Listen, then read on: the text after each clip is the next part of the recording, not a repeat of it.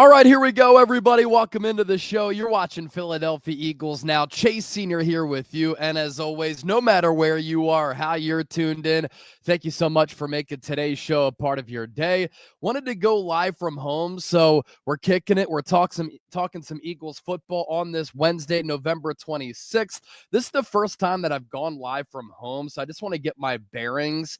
Can everybody let me know if they're hearing me right now? I see Donald Knight in the comment section, Nancy, IAG, Kane Angel here as well, Scott, he's tuned into the show.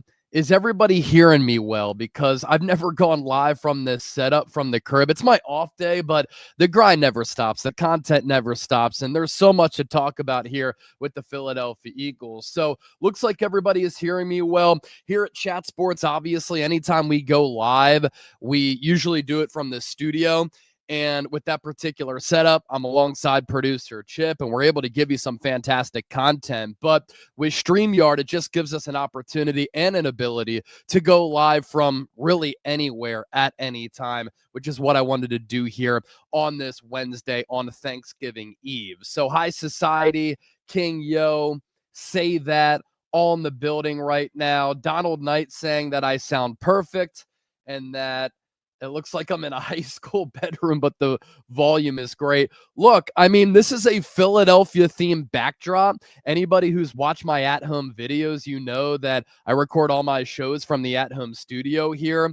And so over my left shoulder, that's Veterans Stadium. The real ones, no, that's where the Eagles played for many years prior to going to Lincoln Financial Field. And then this photo right here, the 2008 Philadelphia Phillies team that won the World Series. And then right over here is an outline of the city of Philadelphia. My favorite beer, Yingling Lager. Shout out to Pottsville, Pennsylvania. Used to work up in northeastern Pennsylvania.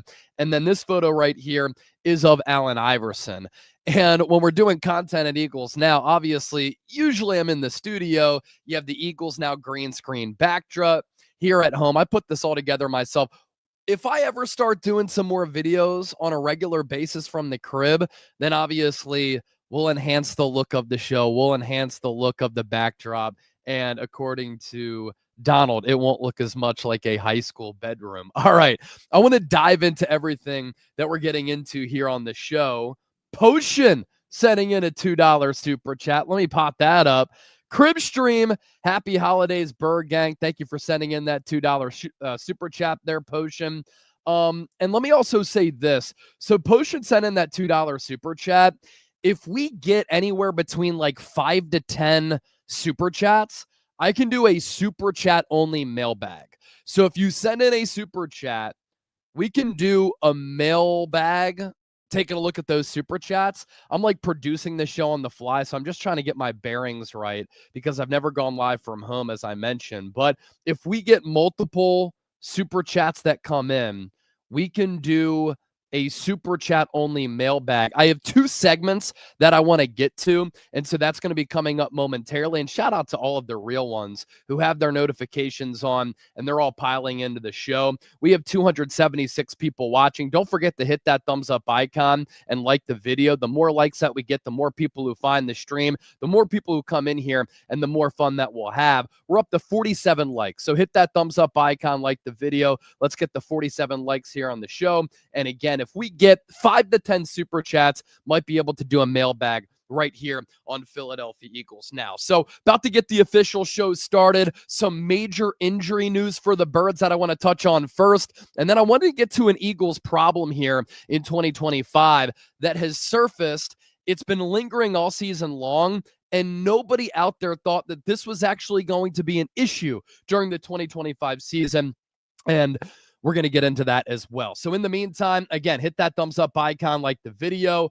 288 people watching. If we get more likes, I guarantee you that number is going to soar over 300. And with that, let's start the official show right now. Go Birds, EAGLES, Eagles. Eagles Now is live, and let's get it. All right, welcome into Philadelphia Eagles Now. Chase Senior here with you. And as always, no matter where you are, how you're tuned in, thank you so much for making today's show a part of your day. It is Thanksgiving Eve. Hopefully everybody out there is getting set to have a fantastic holiday. And hopefully you have somewhere to go, either with friends or family members. And for the Philadelphia Eagles, they won't be playing during the Thanksgiving slate, but a huge game awaits on Black Friday against the Chicago Bears. We're going to be live for that game, by the way, for another watch party as we go live for every single Eagles game right here on the show. So that's a reminder to hit that subscribe button, but also hit that bell icon. Turn on your notifications. Therefore, anytime we go live, anytime we publish a video, you will be notified. We're closing in on another fantastic milestone here as far as our subscriber count here on the show. So if you want to be a part of a fantastic Eagles community and you want Eagles shows every single day year round that are insightful, smart, informative, thought-provoking, entertaining, where you have a voice, join the movement today. So the Thanksgiving slate tomorrow, I'm actually really excited to see some of these Thanksgiving games, and some of them have big implications inside the NFC, and obviously that impacts this playoff race for the Philadelphia Eagles. And so 1 p.m. Eastern game is that classic NFC North game between the Green Bay Packers and the Detroit Lions. Every year, Detroit playing on Thanksgiving, and for me growing up, it was always kind of brutal watching the Lions on Thanksgiving. But over the last couple of years under Dan Campbell, general manager Brad Holmes, they've built a really solid foundation, really good culture, and a good football team. And inside the NFC North, that division is very tight. Chicago Bears currently lead it. They're the 3 seed in the NFC. But then after Chicago, it's really Green Bay and Detroit vying to have a chance to win this division, but also for a wild card spot. Right now, Green Bay, with that tie, they are the number 6 seed among the 7 playoff teams. And right now, the Lions are on the outside looking in of that NFC playoff picture. So a huge game there. And then 4:30 p.m. Eastern on CBS. I can't wait for this game, and I'll be watching every single play. The Kansas City Chiefs coming off a huge win in overtime over the Indianapolis Colts, travel to take on the Dallas Cowboys. The Cowboys coming off back-to-back wins off the bye week. They first beat the Las Vegas Raiders, and last week, as we know, I'm still annoyed and pissed off about it. They come back from 21-0 and drop 24 unanswered points to pull off the upset and shock the Philadelphia Eagles. And Dallas, with those back-to-back wins, they still have a chance to make the playoffs. And if the Eagles go on a collapse, Dallas perhaps could end up making a run at the NFC East. I don't think it happens, but with this new defense for Dallas, with the acquisition of Kenny Clark, who they got back in that Micah Parsons trade, trading for Quinnen Williams on the day of the NFL trade deadline, and pairing those 2 defensive tackles alongside Osa Odighizuwa, the Cowboys have been rolling with this 5-man front and this 3 defensive tackle front that caused a lot of problems for the Eagles. Obviously, Landon Dickerson had said we didn't really plan for that, and it caught us off guard. And the Cowboys fortifying their defensive line has made the rest of their defense so much better. So I want to see how Dallas goes up against Kansas City, both of these teams in desperation territory. And I want to see if Dallas can stop Patrick Mahomes or if Patrick Mahomes can put it on the Cowboys. And then at 8:20 p.m. Eastern, to round out the Thanksgiving slate, it's the Cincinnati Bengals on the road against the Baltimore Ravens. The Bengals still not out of it. Joe Burrow going to come back. The Ravens have been streaking as they've gotten healthier, and so that too is a big game inside the AFC North. As for the Eagles, playing on Black Friday, 3 p.m. Eastern is the kickoff on Prime Video. It's going to be available in 200-plus countries nationwide. And this is a huge game for the Birds. It's a huge game for the Bears as well. The Bears are one of the hottest teams in football, and they're kind of like the Eagles before they entered this borderline dynastic run, where they're a young team. They're learning how to win. They're very fun to watch. They have a fun energy about them. And they're coming to Lincoln Financial Field feeling confident, looking to take down the defending Super Bowl champions. That's kind of what the Eagles were prior to the 2022 season, in the lead up to that 2017 season. And so this Bears team with the new coaching regime and a lot of new players kind of reminds me of the 2016 Eagles and the 2021 Eagles before those teams made it to the Super Bowl, and in the case of 2017 for Philadelphia, won a Super Bowl. And we have some big-time Eagles injury news going into this Bears game to touch on, which just dropped just moments ago on this Wednesday, November 26th. The Eagles releasing their injury report. These players did not participate in practice today.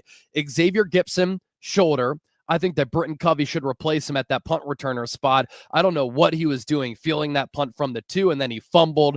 Just an awful decision by him. And producer Chip was giving me some numbers yesterday. Xavier Gipson has fumbled the ball a lot in his NFL career. So that has been a consistent problem for him.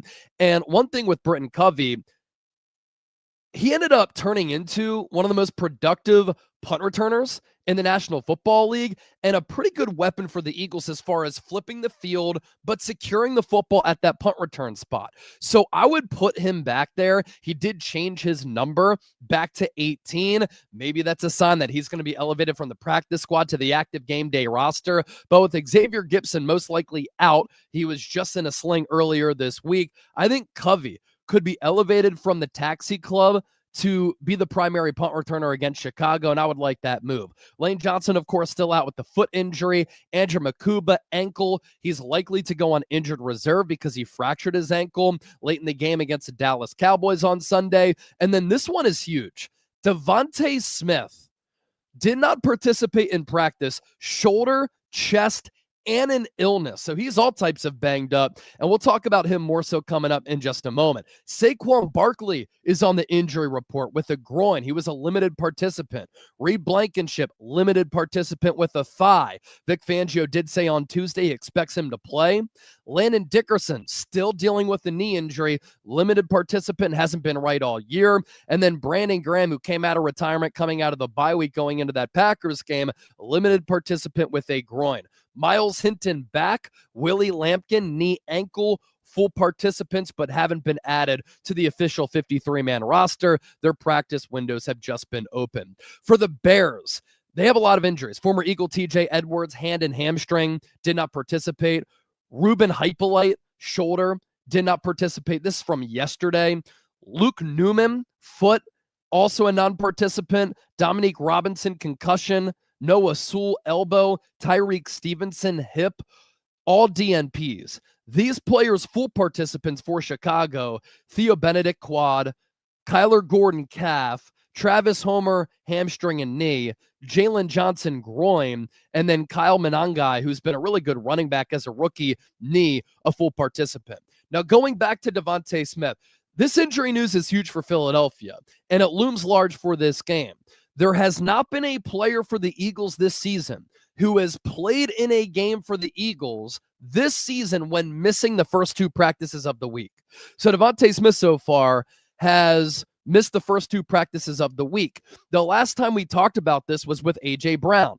He had missed the first 2 practices of the week with that hamstring injury going into the Giants game, ended up not playing. And funny enough, the Eagles scored their most points in a game this year by dropping 38 on the G-men. It was their best running game of the season as they ran for nearly 300 yards, and the only game this season that Saquon Barkley has surpassed 100 rushing yards. And so with DeVonta Smith, as we know, he's putting together a career season. He's been the Eagles' #1 wide receiver. I think he's been better than A.J. Brown. I think with his route tree and usage, pre-snap motion, he's been the most versatile wide receiver for Philadelphia and by far the most explosive weapon in the pass game for Jalen Hurts as far as making plays downfield. Seemingly every single week, he's making big-time plays with the exception of that Lions game a couple of weeks ago. And Smitty is putting together a really good season. 55 catches, that's tied for 18th in the NFL. 754 yards, that's 13th in the NFL. He has 3 touchdowns, 13.7 yards per catch. If he can't play in this game, obviously the passing game will continue to go through A.J. Brown. He's been targeted a lot over the last 2 games. Hasn't led to offensive success, but it's time for A.J. to really put the team on his shoulders. We've seen Darius Cooper getting some more snaps. Obviously, that would elevate Jahan Dotson into a bigger role if Smitty cannot play. He is tough as nails, and this has been the case with him going back to Alabama with Philadelphia. So we'll keep eyes on this, but the fact that it is a short week, this could be bad news for the Birds. And this Bears defense has not been good this year. They've made some defensive improvements over the last few weeks. Montez Sweat has started to get going. Former Eagle C.J. Gardner-Johnson has helped to solidify and fortify that secondary. But the Bears' defensive rankings under defensive coordinator Dennis Allen, not great this season. 27th in points per game, 27th in yards per game, 30th in yards per play. They are 11th in third down conversion rate, but 26th in opponents' red zone touchdown scoring percentage. Perhaps an opportunity finally for this Eagles offense to get back on track. And for Philadelphia, the offensive line has to perform better. Kevin Patullo has to have a better play calling feel and play calling rhythm. He's lacked that. I think that Jalen Hurts needs to be more consistent. This run game has to get going, which it hasn't. I would think about benching Cam Jurgens, honestly, to play Brett Toth there because Jurgens has been killing this team all year. He hasn't been healthy. And I would just make some changes like running more from under center, because when the Eagles have done that this year, it's gotten Saquon Barkley going a little bit. And for this Eagles offensive line, when they're running all this outside zone and out of shotgun, there are so many nuances that have to take place pre-snap, post-snap with all of these offensive linemen pulling. Whereas if you run from under center, it's kind of straight line forward, right? Where these offensive linemen know their assignment. They want to get downhill. And maybe that's what the Eagles offense has to do. Less thinking, because with a more complex approach, they've committed all of these penalties, and it has killed this Eagles offense this year. On offense for the Bears, while we're talking about how they stack up on both sides of the rock, let's get to their offense here. This is going to be another test for this Eagles defense under Vic Fangio. Ben Johnson, Caleb Williams, they like to run a lot of play action plays and throw it downfield. The Eagles against the Cowboys got cooked on some of those looks. That's been a problem all season long. And so it's not going to be easy to defend this Bears team. They will make you cover every blade of grass. They are a balanced offense, and they will tax you from sideline to sideline, north and south. They're 8th in points per game this year at 26.3, 6th in yards per game at nearly 370, 8th in yards per play, 8th on third downs, middle of the pack, 16th in red zone touchdown scoring percentage. And in this game between the Eagles and the Bears, it is going to be a coaching masterclass between Vic Fangio and Ben Johnson. These are two of the best offensive and defensive-minded coaches in the NFL, and it's refreshing to see one great coach complement another great coach, and that's exactly what we've seen this week from Vic to Ben and Ben to Vic. They've been very complimentary of one another. Here's what Fangio said yesterday about Ben Johnson. It's a great scheme. They do a great job calling the game, mixing it up, marrying their run game and their pass game. They're highly ranked in a lot of areas, and I don't think it's any accident. They've got really good players, and it's a great scheme, and he's a great play caller. They package things well together. They play multiple personnel groups, and they're under center a good bit, probably more than most teams in this league. Kudos to Ben Johnson and his staff for bringing that young quarterback along, who I don't think ever played under center in college. Caleb Williams really didn't play under center when under Lincoln Riley at USC. Lastly, from Fangio, he said, Ben Johnson's doing a great job, and they have fought through any of the pitfalls of what they were dealing with, and now they got a quarterback that is executing their offense the way that they want to. So that's Fangio talking about Ben Johnson. Here's what Ben Johnson said about Vic Fangio. He's like the godfather in a lot of ways. He's influenced the game significantly. It's the shell defense. They want to limit the explosive plays. And I think when you have the horses up front like he does, to where they can stop the run game while playing too high, that's two high safeties, I think it's a powerful combination. He does a phenomenal job with it. I never worked with Vic, but a lot of respect from afar, obviously. And then the people who have worked with him speak so highly of how he calls a game. And he's usually a step ahead of the opposing play caller. All season long, I've been talking about how Kevin Patullo lacks play calling feel, play calling rhythm, and with that, situational awareness as far as some play calls. And I do think that Kevin Patullo's players have let him down.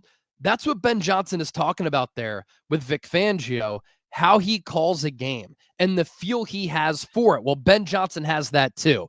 And I know that Fangio's defense shut down the Lions back 2 weeks ago, holding them to only 9 points. Highly impressive defensive performance from Philadelphia, and they were all over Jared Goff. Is that going to bode well for the Eagles, knowing that they just went up against the Lions and now they're playing the Bears? Perhaps, although I will say, obviously, it wasn't Ben Johnson calling the plays for the Lions a couple of weeks ago. It was Dan Campbell. So a great chess match, X's and O's matchup between two of the best minds in the NFL and Vic Fangio and Ben Johnson on Friday, and I can't wait for it. Another storyline in this game, C.J. Gardner-Johnson playing against the Eagles. He has now been with 3 teams since the Eagles traded him to Houston this offseason. He was with Houston, let go after 4 games, goes to Baltimore on their practice squad.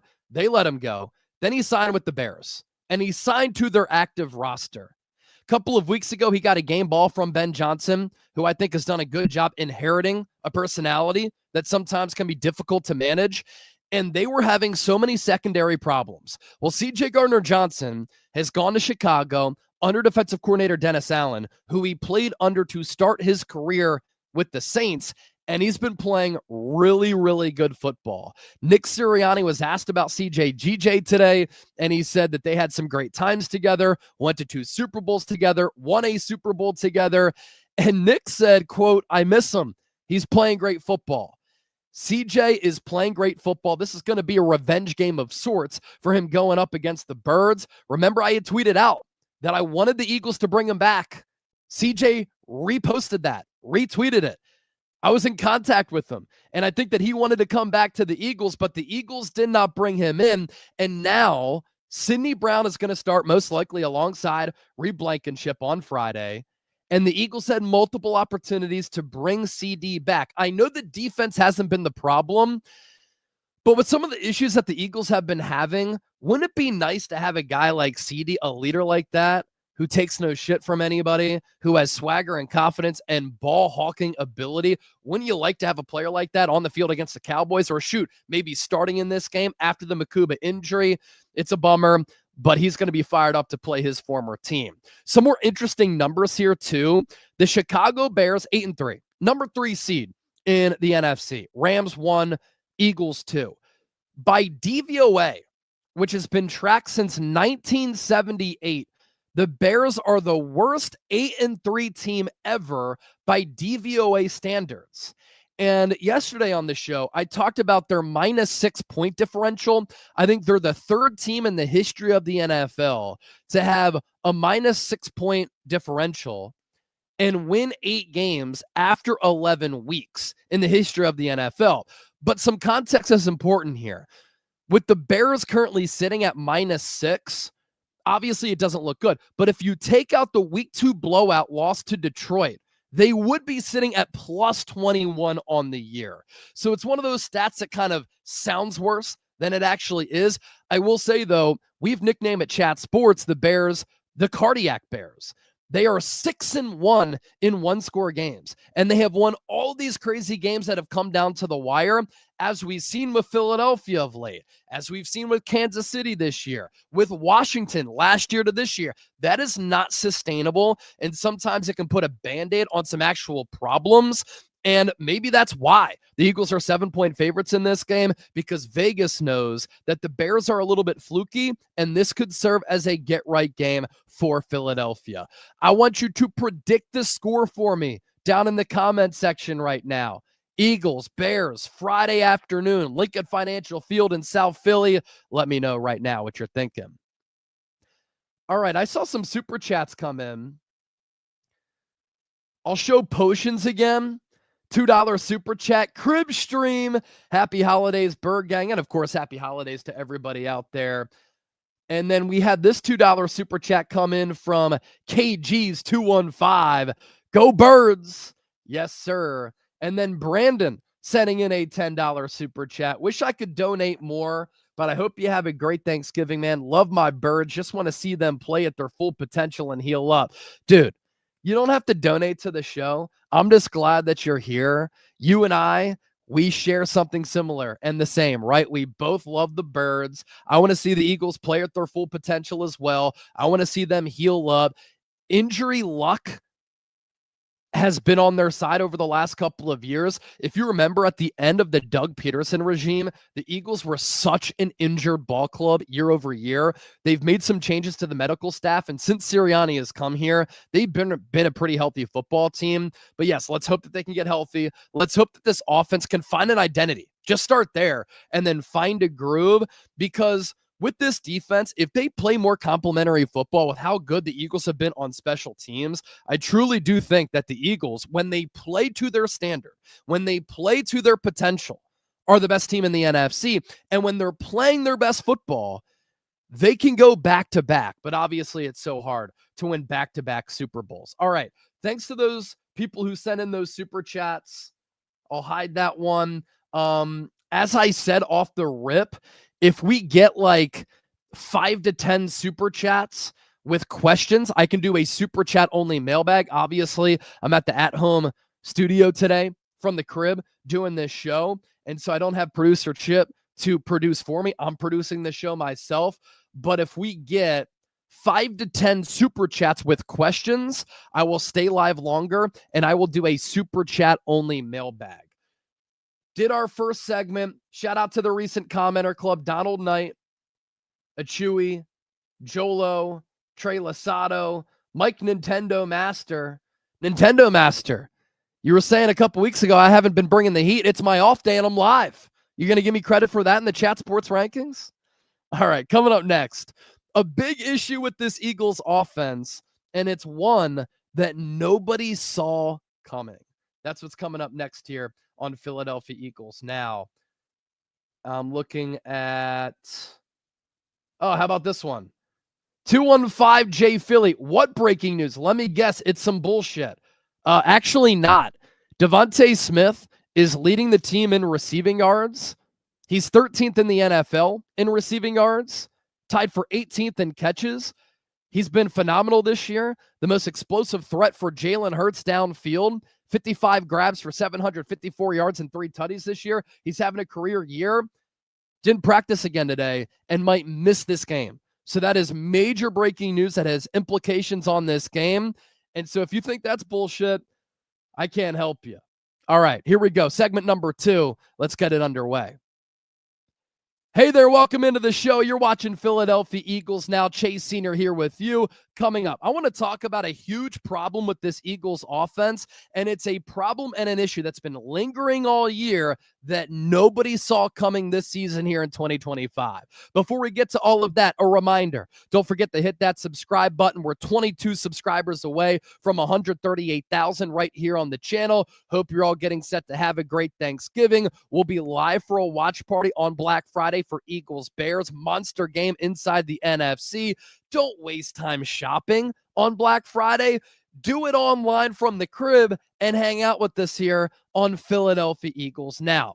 And let's get the show underway. So last year, en route to the Eagles winning their second Super Bowl since 2017 and dominating their way through the playoffs for the most part, the Eagles put together a special regular season and an unforgettable playoff run where they had one of the best rushing seasons in the history of the National Football League. And it started with the big boys up front and how Howie Roseman likes to build his team, investing along the line and in the trenches. He will put a lot of money toward the offensive line and the defensive line. And there's a saying out there among people who follow football closely that sometimes you watch the game from the sideline. And when you watch the game from the sideline, you don't watch where the ball goes. You watch the line of scrimmage. Is the offensive line able to get a push? Or is the defensive line able to get a push? And last year, it was the Eagles offensive line that was dominant. They were mauling. They were physical. They took the opponent's souls. They wore teams down throughout the course of a ball game, and they played bully ball, which is what we love in the city of brotherly love. Broad Street Bullies, baby. Jordan Mailata, Landon Dickerson, Cam Jurgens, Mekhi Becton, Lane Johnson, a star-studded cast up front of 5 offensive linemen for the Eagles. And you think about all those players, right? Jordan Mailata last year, one of the highest graded offensive tackles in the sport. He landed a lofty contract extension. Landon Dickerson, one of the best left guards in the game. He too is on a second contract and a huge contract extension, which made him at the time one of the highest paid guards in football. Cam Jurgens this past offseason, after winning the Super Bowl and fighting through that back injury in the NFC Championship game and in the Super Bowl, he got a contract which made him, average annual value-wise, highest paid center in the NFL at the time. Mekhi Becton, a phenomenal player at that right guard spot. He goes to the Chargers. He got a 2-year, $20 million deal. And Lane Johnson, he's gotten multiple contract extensions with the Eagles and might go down as the best right tackle of all time and arguably the best player in the history of this Eagles organization. So resume-wise, when you turn on the tape, when you look at the numbers and you look at their contracts, that offensive line is fantastic, or at least was. And running behind that offensive line was Saquon Barkley, who had one of the best, if not the best, single-season rushing performances that we've ever seen when you combined regular season and the playoffs. He broke the record for the most rushing yards in the regular season and postseason combined, taking down Eric Dickerson and Terrell Davis's previous mark. Eric Dickerson was the regular season mark. And when you go back and you look at Saquon Barkley's numbers last year, it was silly what he was able to do. One Offensive Player of the Year. He was top 5 in MVP voting. He was a first-team All-Pro. And when I gauge MVP candidates, I think he should have won it. Because if you were to take that player away from that team, how would that team fare? The Eagles without Saquon are not winning the Super Bowl. The Eagles without Saquon do not have an identity. He led the NFL in touches with 345 in the regular season. He ran for 2,005 yards, 13 touchdowns. He averaged 125.3 rushing yards per game. And of course, he was a threat as a receiver, 33 grabs for 278 yards and 2 touchdowns. In the playoffs, he was also an incredibly dominant player. And you think back to Saquon's game log, right? It was on a regular basis that Saquon was going over 100 yards seemingly every single week. Packers week 1, 109 yards. Atlanta week 2, 95. Saints week 3, 147. Tampa Bay week 4, 84. Against Cleveland week 5, 47. Against the Giants, 176. Cincinnati, 108. Jacksonville, 159. Dallas, 66. Washington, 146. Rams, 255, 2 touchdowns of 60-plus yards. Baltimore, 107. Carolina, 124. Pittsburgh, 65. Washington, 150. Dallas, 167. So that is 1, 2, 3, 4, 5 games in which Saquon did not surpass at least 100 yards rushing. And one of those games, he ran for 95. And then in the playoffs, after he rested in week 16, or the final game of the season, week 18, obviously, if you would have played that game against his former team, I think you would have set the regular season record for rushing yards in a single season. The Eagles rest him up for a playoff run because they did not get that first round bye. And Saquon carried this team to the Big Easy in New Orleans for Super Bowl 59. And the amount of iconic plays he had in the regular season and postseason, we'll never forget that. Against Green Bay in the wild card round, 25 totes for $119. Against the Rams, 2 long legendary touchdowns. 26 carries for 205 yards and those 2 tuds. Against Washington, NFC Championship game, 15 carries for $118, 3 touchdowns, including on the first play from scrimmage, a 60-yard house call. And then in the Super Bowl, 25 carries for 57 yards, but the Eagles' pass game opened up in that game for Jalen Hurts and everybody else because the Chiefs loaded the box. They went all out, selling out, trying to stop the run. They would not let Saquon Barkley beat the Eagles, and so that opened up the pass game for Hurts and this offense. And because Saquon posed the threat that he did, that's why the offense was able to be successful in the Super Bowl. That's having an impact beyond the box score. Last year, Saquon had 7 rushing plays of 40 or more rushing yards in the regular season. And then in the playoffs, he had 3 rushing plays of 40 or more yards. And all of those touchdowns were of 60-plus yards. Or all of those 3 rushing plays of 40 or more were for 60 or more. And so you think about how great Saquon was in 2024, how dominant this offensive line was in 2024. Going into this year, we thought the strength, the backbone, the foundation, the anchor of this ball club at the very least was going to be this offensive line. Obviously, Mekhi Becton went to the Chargers, but Tyler Steen has been solid. Has he been dominant? No. Has he been great? No. Better as a pass blocker than a run blocker, and he's not the road grader and mauler that Becton is, but he's been fine. But we thought that with him playing alongside everybody else, the one constant, the one strength that the Eagles could lean on was running the football. But this season, which has surprised everybody, and no fan thought this was coming, the Eagles have been one of the worst rushing teams in the National Football League.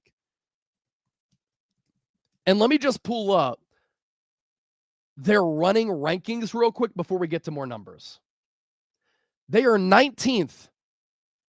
Check that. They are 25th in yards per rush. They are 8th in rushes per game. They're still trying to run it. 28 carries a ball game, but 25th in yards per rush. They are 21st in rushing yards per game at 110.5. And there has been a massive lacking of explosive plays. And the overall production for Saquon has been missing. This season, Saquon Barkley has 1 game of 100 or more rushing yards and 1 run of 65 or more yards. The game over 100 and that lone run coming against that Giants team the second go-around right before the bye week. And so you compare Saquon's numbers through the first 12 weeks last year compared to this year. Last year, weeks 1 through 12, 279 carries, 1,550 yards, 10 rushing touchdowns, yards per carry, 5.6. This year, carries are down 185, rushing yards 684 compared to 1,550 a year ago. Only has 4 rushing touchdowns compared to the 10. And ladies and gentlemen, his yards per carry are down nearly 2 yards. So the rushing attempts, the difference is 94. The rushing yards, the difference is 866. The touchdowns, the difference is 6. And the yards per carry, 1.9. Again, those are the rushing numbers first 12 weeks last year compared to the first 12 weeks this year, as the Eagles are 8-3 and they've already had their bye. So those numbers are not even close. And so a lot of people are wondering, is this a Saquon Barkley issue? I don't think so. I think that Saquon has looked explosive. I think that Saquon has looked fast. I think that Saquon has looked very similarly to the player who he was last year. Now, some people are going to ask, Chase, should the Eagles run Tank Bigsby more? I would run Tank Bigsby a little bit more because he's a physical back who is more of a north-south guy. And when the offensive line is struggling, sometimes you give it to a bulldozing, physical downhill back. And whether there is a hole there or not to run through, he's going to be able to pick up positive yardage to get this offense at least going a little bit. And one of the biggest problems for the Eagles has been playing behind the sticks, whether it be because of penalties or losses as far as some of these carries go. So I would sprinkle in Tank Bigsby a little bit more. But Saquon's been going up against a lot of heavy boxes. Tank Bigsby has not. And so if Tank Bigsby does get a lot of carries, what are teams going to do? They're also going to load the box, because when he's also on the field, it's a telltale sign that the Eagles are going to run it.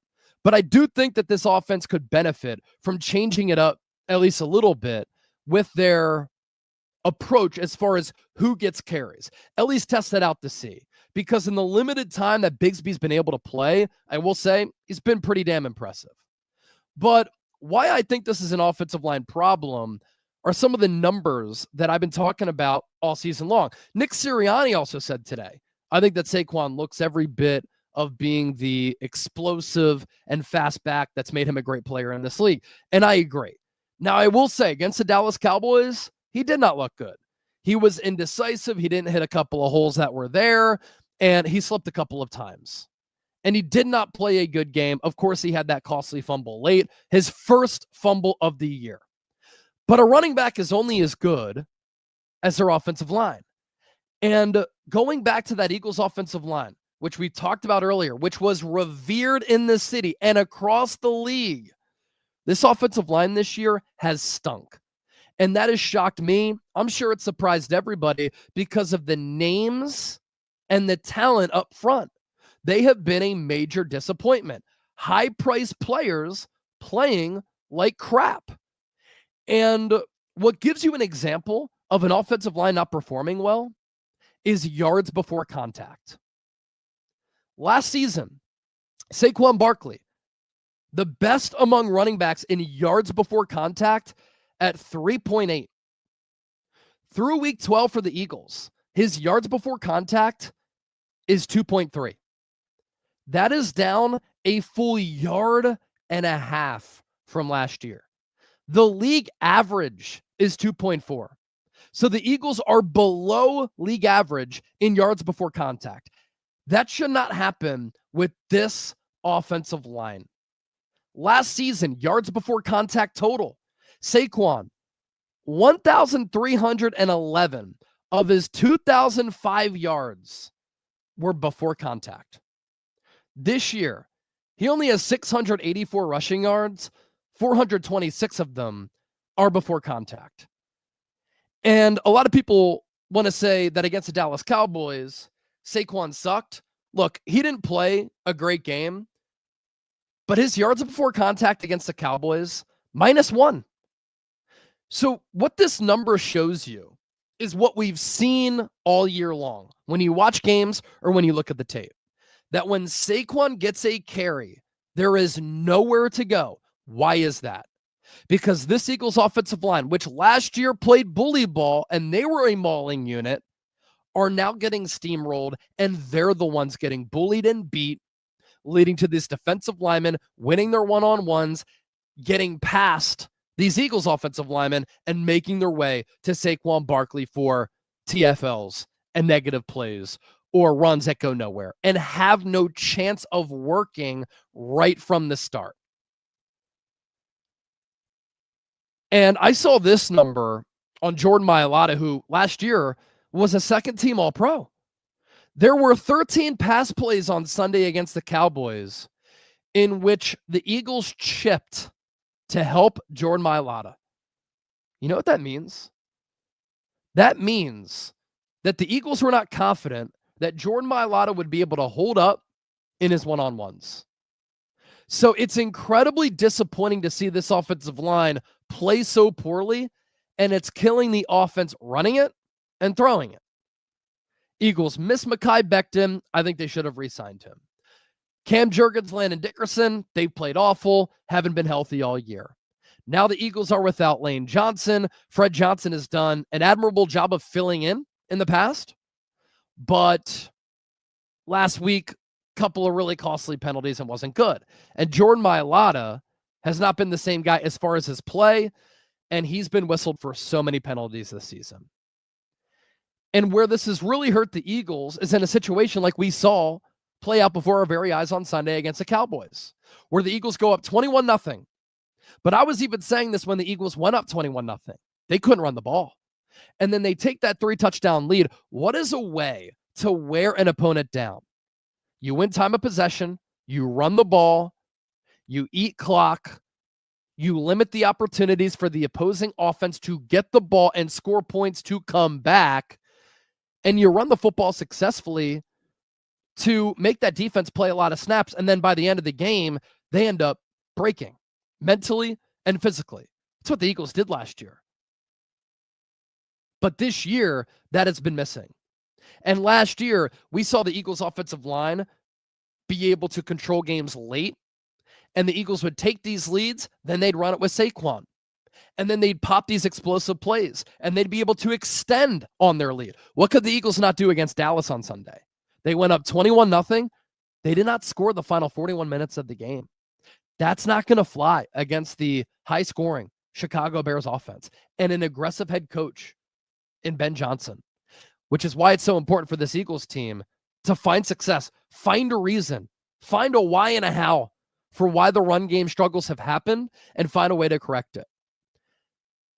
And an underrated person that the Eagles have missed this year is TJ Paganetti, who was the Eagles run game coordinator last year under Jeff Stoutland.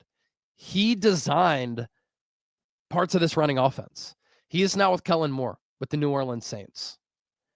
And the Eagles, I think, are missing his young, creative influence. And this is shocking to say because this guy's become folklore and a legend in the city of Philadelphia. But it's time to hold this coach accountable as well. Offensive line coach Jeff Stoutland needs to do a better job. His players are not executing. His players are not playing well. And his players are committing a ton of penalties. Which brings me to this, because these penalties have certainly killed this offensive line. When Nick Sirianni is a CEO head coach and he doesn't call plays, he has to create a culture and sustain it. He has to have great player relationships. He has to manage the game, and he has to make sure that his teams are always buttoned up and detail-oriented. And Nick Sirianni's saying, which was Saquon Barkley's favorite phrase last year, which was on and is on the Eagles Super Bowl ring, tough, detailed together. The Eagles offensive line has not played tough this year. The Eagles as a team have not been detailed. Sirianni also likes to say, master the things that take no talent. Eagles have not been mastering the things that take no talent. They have been sloppy. They have been undisciplined. And they have been one of the most oft penalized injured teams, or oft penalized teams in the National Football League. And it needs to get corrected. And that was a huge problem against the Dallas Cowboys. 14 penalties against Dallas for 96 yards. Hard to believe. And this has also been a season-long problem. Check out these numbers.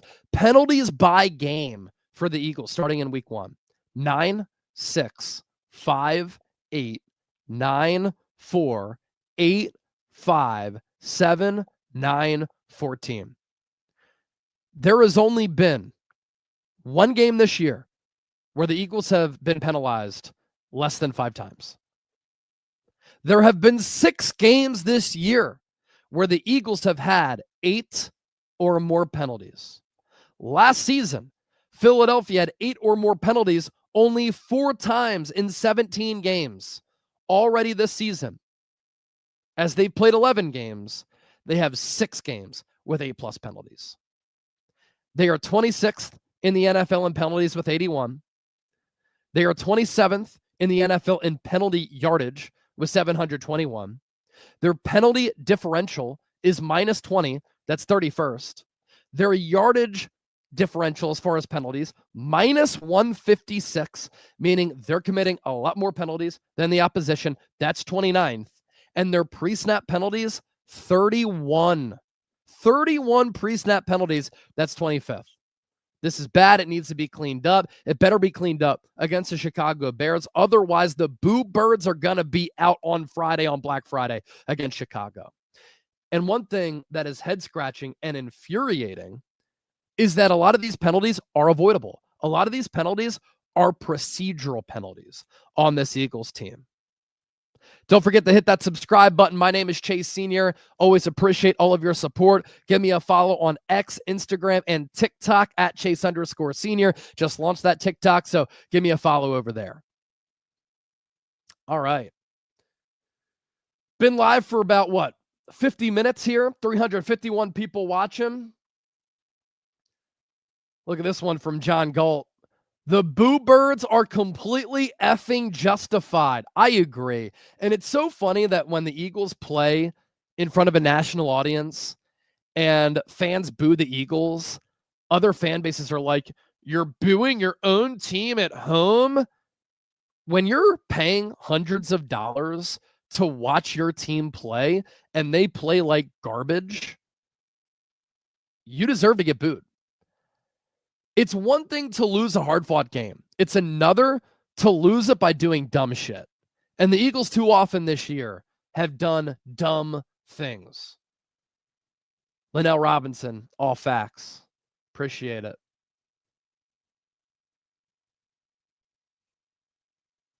Here is Donald Knight.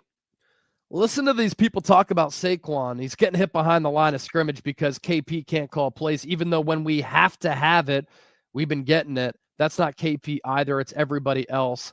GTFOH. I'll say this, like, obviously Patullo can do a better job, but the players need to do a better job. And it's up to Nick Sirianni to obviously have his team cleaned up. But is it on Kevin Patullo that Jordan Mailata false starts? Is it on Kevin Patullo that there is an illegal man downfield? Is it on Kevin Patullo that some of these explosive plays have happened, but they've been wiped out by bad penalties? Is it Kevin Patullo's fault that Fred Johnson had the illegal hands to the face penalty on him? It's not on him. John Galt, another good one. Things that take no talent, remembering the snap count. Amen. By the way, if somebody sends in a $50 super chat right now, I'll go into my fridge and I'll drink a beer with everybody. I'll stay live for a little bit longer. If somebody sends in a $50 super chat, I could use the beer on Thanksgiving Eve, but I'll give you 2 minutes to send that $50 super chat in. So it's 5:51 Eastern right now. I'll give you until 5:53. I'll take some of your questions in the meantime. See, this is the point that I was making. They hate us and we don't care. Barkley gets hit 1 yard behind the line of scrimmage. That's his fault? Yeah, that's on the offensive line. Arthur, Stoutland University. Stoutland University has been a community college this year.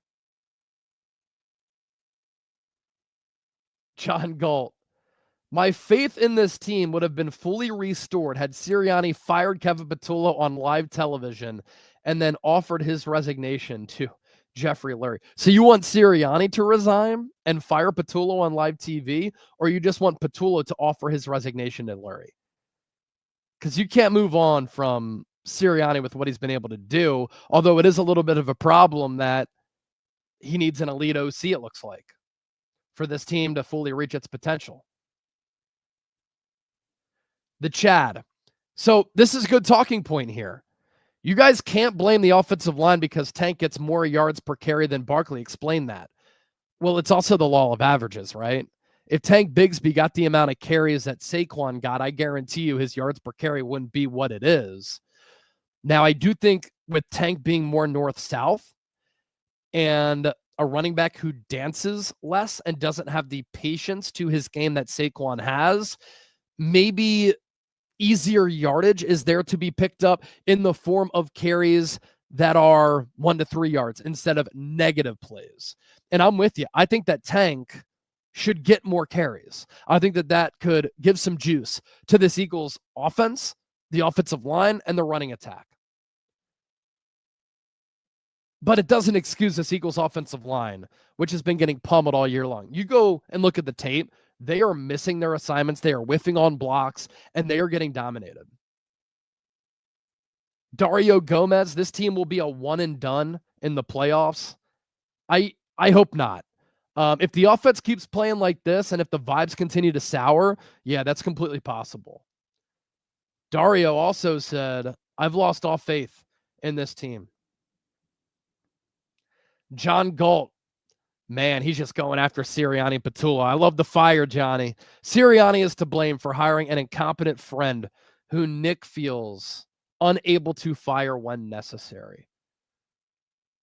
What else do we got?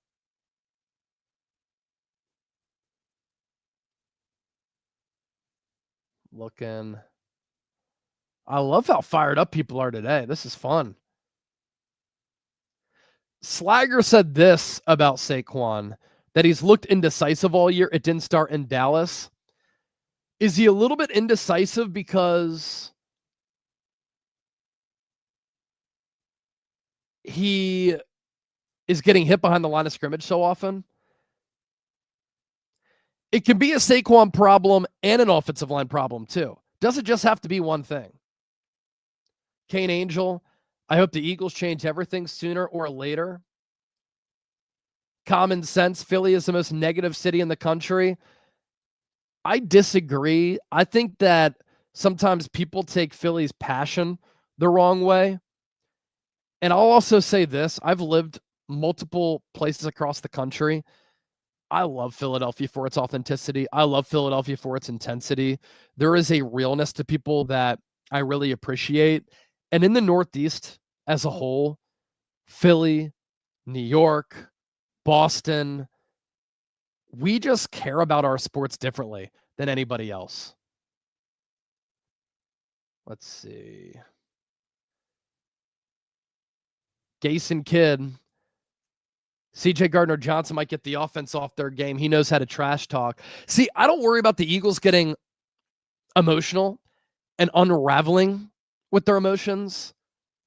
But CJ Gardner-Johnson, what he can do, he can read and diagnose these plays. If other teams who don't play the Eagles all that much are able to know what route the Eagles are running, CJ Gardner-Johnson knows this offense like the back of his hand. He'll be able to jump a route potentially for an interception, and maybe that could change the game. And so that's what I'm worried about. All right, let me extend that deal. If somebody sends in a $50 super chat, I'll do a mailbag. I'll do a mailbag if somebody sends in a $50 super chat. And I'll get that beer. And I'll have a beer with everybody here live on the show.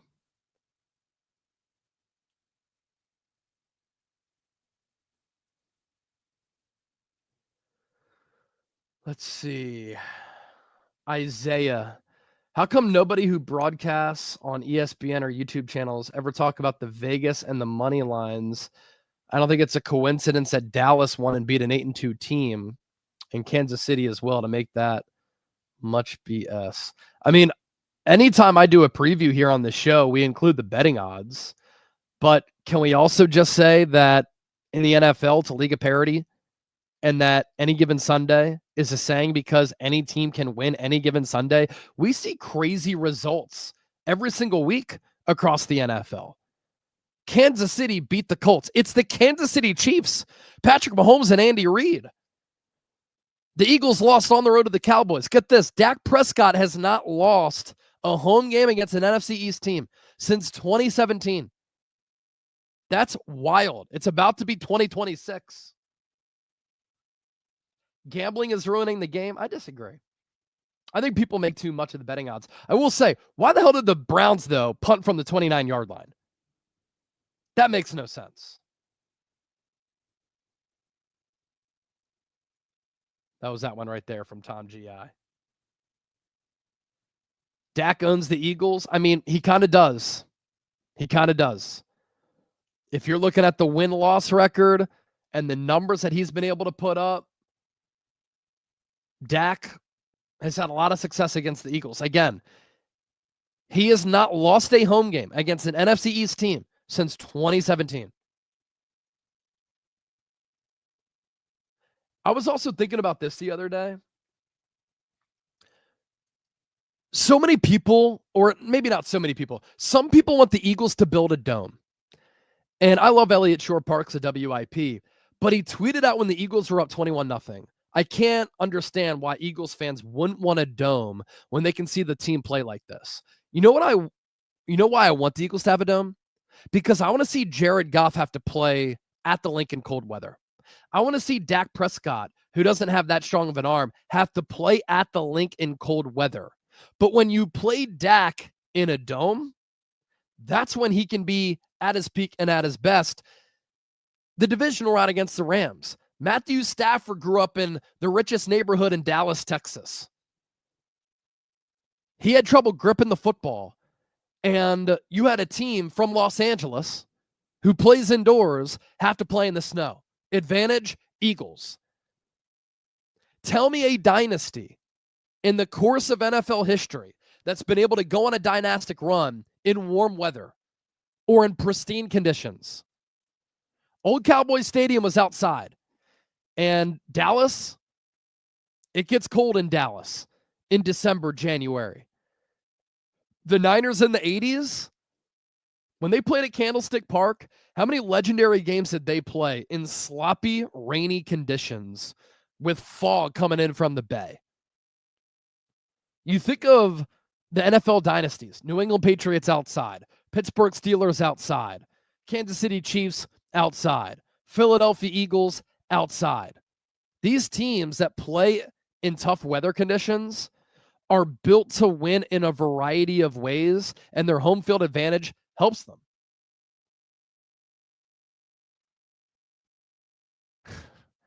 Harold with the hog. Does that mean that Harold is well endowed? They should just put heating on seats. F a dome. I'm kind of with you.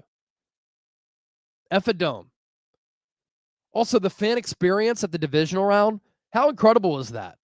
It was a spectacle. How about when the Eagles beat the Lions when Shady McCoy ran wild back many years ago? How fun was that? You put a dome, I think it makes your football team soft. For a Super Bowl, okay, have it inside and have it in cities where inclement weather is not going to hit, because you don't want to see the two best teams in the biggest game be altered or impacted by weather. In that instance, I can understand it. All right, I'm going to hop on out of here. Went live for about an hour here on the show. I thought this was a lot of fun, man. Doing this type of setup, no graphics, just some show notes and winging it. If you enjoyed this style of live show, can you type me down in the comment section? I also like how I can pop up people's comments right away, like this one from Andrew Nathan. Honestly, I think one of the ways the offensive line can play better is to get Drew Kendall or Willie Lampkin in the game. Put Cam Jurgens at guard, or just bench Cam Jurgens.